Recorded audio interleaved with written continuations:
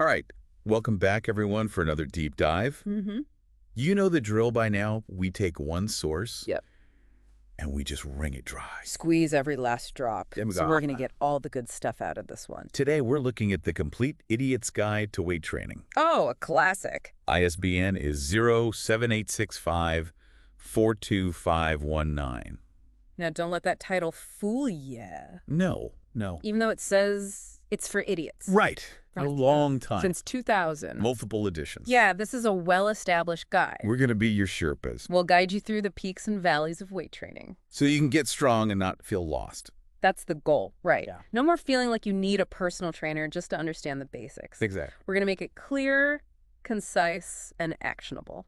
That's what we're here for. So you ready to dive in? Oh, absolutely. Let's unpack this thing. All right, so the guide starts off Okay. by laying out some pretty compelling reasons Oh. why you might want to start weight training. And it's not just about aesthetics. Right. So it's not all about getting ripped. No, not at all. Right. It's much more than that. Okay. I mean, obviously that's a part of it for some people, Sure. but there's a whole lot more to it. Right. The guide really emphasizes that weight training can be used to hit a ton of different health and fitness goals. Okay. Like one of the big ones it calls out Yeah. is how effective it can be for burning fat. Oh, really? So it's not just cardio for that? Well, cardio is definitely important, Sure. but weight training plays a huge role too. Interesting. Okay. It's not just about the calories you burn during the workout, Right. but as you build muscle, your body's metabolism actually speeds up, meaning you burn more calories even when you're just sitting around. So it's like you're burning calories in your sleep. Pretty much, yeah. Wow. That's a huge plus for weight training. Right. It's a long-term strategy. I like it. And the guide also talks about how weight training can help you get that lean look. Oh, okay. So that's where the aesthetics come in. Exactly, but what's interesting is that Yeah. it's not presented as something that's just for bodybuilders or hardcore gym rats. It's for everybody. Exactly, it's for everyone. No matter your age, your gender. Right, everyone can benefit. Right. And that brings us to, I think, the big elephant in the room. Oh, you mean the myth about women getting bulky? Exactly. Yeah. A lot of women are afraid to lift weights because they think they'll get too big. Right, but the guide tackles that head on. It does. It reassures readers that women generally won't get that super muscular look just from lifting weights. Okay. So no need to worry about turning into the Hulk. Exactly. So it's safe to say that weight training is for everyone, Absolutely. and it's good for a lot of different goals. Totally. Now, one thing that the guide is really adamant about Yeah. is proper form and technique. Oh, that's crucial. It really drills down on how important it is to learn the right way to do each exercise. It's not just about how much weight you can lift, right? It's about how you lift it. Yeah, you'll hear that a lot in the fitness world. Rightly so. Absolutely. Because lifting with bad form can lead to injuries. Exactly. And it can also make the exercises less effective. So you're not actually working the muscles you're supposed to be working. Right, and you could be putting unnecessary stress on your joints. So what's the guide's take on finding the right gym? Because there's so many options out there. Yeah, it acknowledges that it can be a bit overwhelming. Yeah. Especially with all the different types of gyms and fitness studios popping up. Right. You've got your hardcore powerlifting gyms. You've got your fancy boutique fitness studios. Yeah, and everything in between. CrossFit boxes, yoga studios, the list goes on. It's a lot to sift through. So how does the guide help you navigate all that? Well, it suggests that you start by thinking about your fitness goals. Okay, so what am I trying to achieve? Exactly. Are you looking to build strength, improve your cardio, lose weight? Or maybe a combination of all of the above. Right, and then you can start narrowing down your options based on what each gym offers. Okay, so if I'm mainly interested in weightlifting, maybe a powerlifting gym is a good fit. Exactly, but if you're more into group fitness classes, then a boutique studio might be better. Right, and the guide also talks about the importance of the gym's atmosphere. Oh, the vibe of the place can make a big difference. Totally. You want to feel comfortable and motivated in your surroundings. Absolutely. Some gyms are super intense and competitive, Yeah. while others are more laid back and welcoming. So you got to find what works for you. Exactly. It's about finding your tribe, you know? Your fitness tribe. Exactly. I love that. And speaking of finding your tribe, the guide has a funny section on those classic excuses people use to avoid working out. Oh, yeah, my dog ate my membership card excuse. Exactly. It lists a bunch of those creative reasons people come up with. Like, I forgot my locker combination, or I'm having a bad hair day. Right. All those little ways we try to sabotage ourselves. Yeah, it's funny, but it's also kind of relatable. Oh, totally. We've all been there. We all have those days where we just don't feel like it. Mm-hmm. But the guide gently reminds us that exercise is important. For our physical and mental health. Absolutely. It's an investment in ourselves. And it offers a really practical strategy for staying motivated. Okay, I'm all ears. Focus on making small, consistent steps.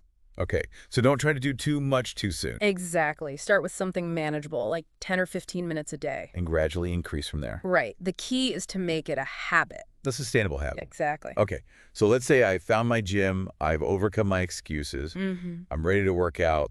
What does a basic weight training session look like, according to the guide?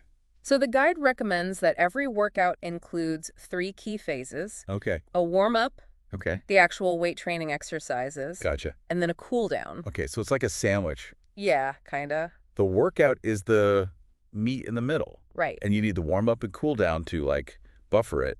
Exactly. The warm-up prepares your muscles for the work ahead. Okay. And the cool down helps your body gradually return to its resting state. Okay. Plus, it can help reduce muscle soreness. Which is always a good thing.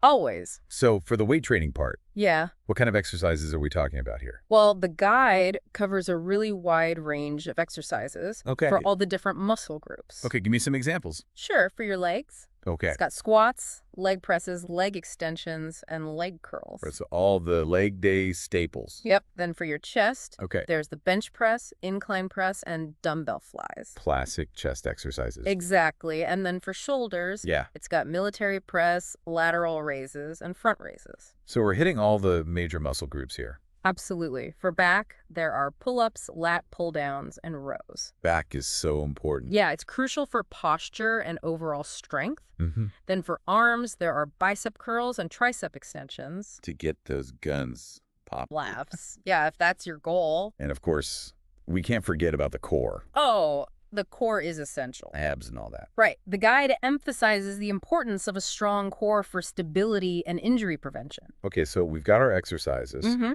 But the guide also goes into detail about the correct form for each exercise, right? Yes, absolutely. Because it's not enough to just go through the motions. Right. You have to do them correctly to get the full benefits and avoid injury.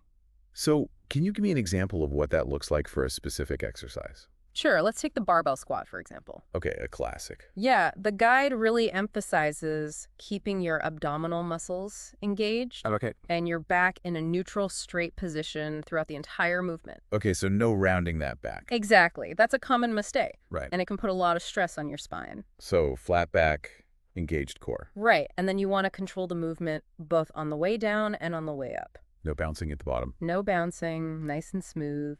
Got it. Now, the guide also uses some weight training lingo, Oh, yeah, there's a whole language to it. like sets and reps. Those are the fundamentals. So you break those down for us? Sure, a set is just a group of consecutive repetitions of an exercise. Okay, so like 10 squats in a row would be one set. Exactly. And a repetition, or rep for short, Yeah. is one complete execution of the exercise. Okay, so one squat down and back up. Right, so if you do 10 squats in a row, Mm-hmm. that's one set of 10 reps. Got it. And the guide explains that the number of sets and reps you do can vary depending on your goals. Right, exactly. If you're aiming for muscular endurance, Okay.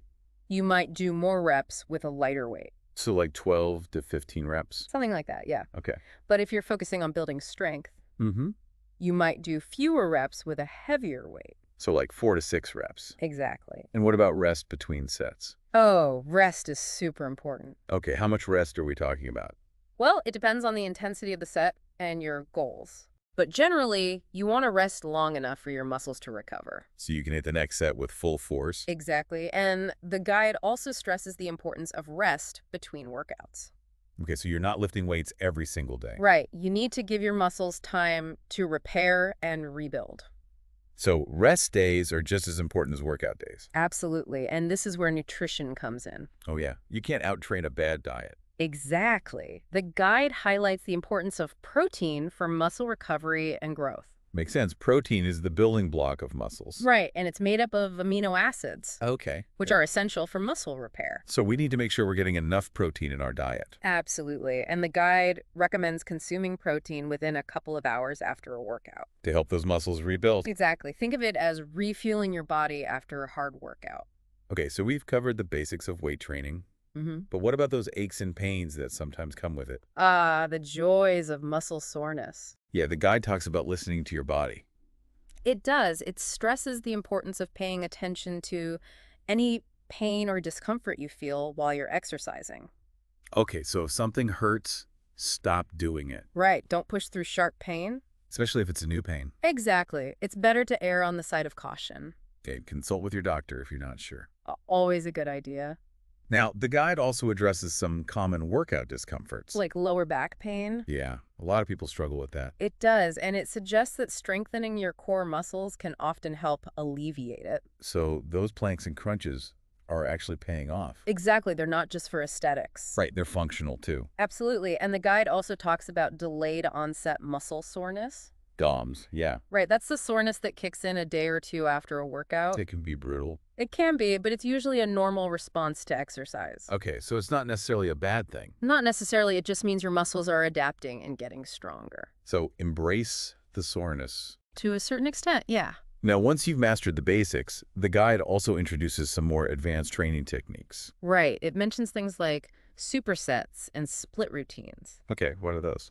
Well, a superset is when you do 2 exercises back to back with little to no rest in between. So you're really pushing yourself. Yeah, it's a way to increase the intensity of your workout. Okay. And a split routine is when you divide your workout so that you're training different muscle groups on different days. So like legs on Monday, chest on Tuesday, and so on. Exactly. That way you can give each muscle group more focused attention. And more time to recover. Right. Now, something that people often don't think about is their breathing during weight training. Oh yeah, breathing is crucial. What does the guide say about that? Well, it recommends exhaling during the exertion phase of the exercise. So when you're lifting the weight. Exactly, and inhaling during the lowering phase. So exhale on the hard part, inhale on the easy part. Right, and it's important not to hold your breath. Okay, so breathe naturally. Yeah, as much as possible. Now, for someone who's brand new to all of this, the guide actually provides a sample beginner weight training program. It does, which is really helpful. It is. Can you give us a general overview of what that program looks like? Sure. It's typically a full body workout that hits all the major muscle groups, and it focuses on those foundational exercises we talked about earlier. So it's a good starting point. Exactly. It gives you a solid foundation to build from. And it's manageable for beginners. Right. You don't want to overwhelm yourself when you're just starting out. Now, the guide also talks about weight training for specific populations. Like older adults and pregnant women. Yeah. What are some of the key considerations for those groups? Well, for older adults, the guide recommends modifying exercises as needed. Okay. And focusing on exercises that improve balance and functional strength. So things that will help them in their everyday lives. Exactly, like getting up from a chair or carrying groceries. Right, movements they actually use. Yeah, absolutely. And for pregnant women. Yeah. The guide strongly advises consulting with a doctor before starting or continuing any exercise program. Of course, safety first. Always. And it also highlights guidelines from the ACOG. Okay, what's that? The American College of Obstetricians and Gynecologists. Oh. And they have specific recommendations for safe exercise during pregnancy. Okay, like what?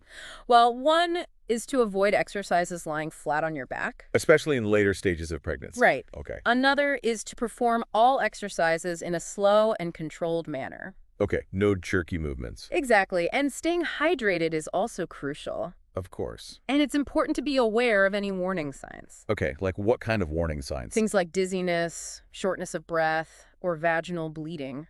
Okay, so if you experience any of those, stop exercising immediately. Yes, absolutely. And contact your doctor. Right. It's always better to be safe than sorry. Now, besides that myth about women getting bulky, the guide also debunks some other common fitness misconceptions, right? It does. It talks about spot reduction. Oh, yeah, the idea that you can target fat loss in specific areas. Exactly, like doing 1,000,000 crunches to get rid of belly fat. Unfortunately, it doesn't work that way. Nope. Fat loss is a systemic process. Meaning you can't control where you lose fat from. Right. It comes off from all over your body. So we need to focus on overall healthy habits. Exactly. Diet and exercise go hand in hand. And the guide also touches on dietary supplements. Mm-hmm. What's its take on those? It advises caution. Okay. And emphasizes that whole unprocessed foods should be your primary source of nutrition. So supplements shouldn't be a replacement for a healthy diet. Right. They should be seen as supplemental to a balanced diet. Exactly. Now, one of the most important takeaways from the guide is the emphasis on consistency. Oh, yeah. Consistency is key. It's not about quick fixes or crash diets. Right. It's about making sustainable changes to your lifestyle. And sticking with them over time.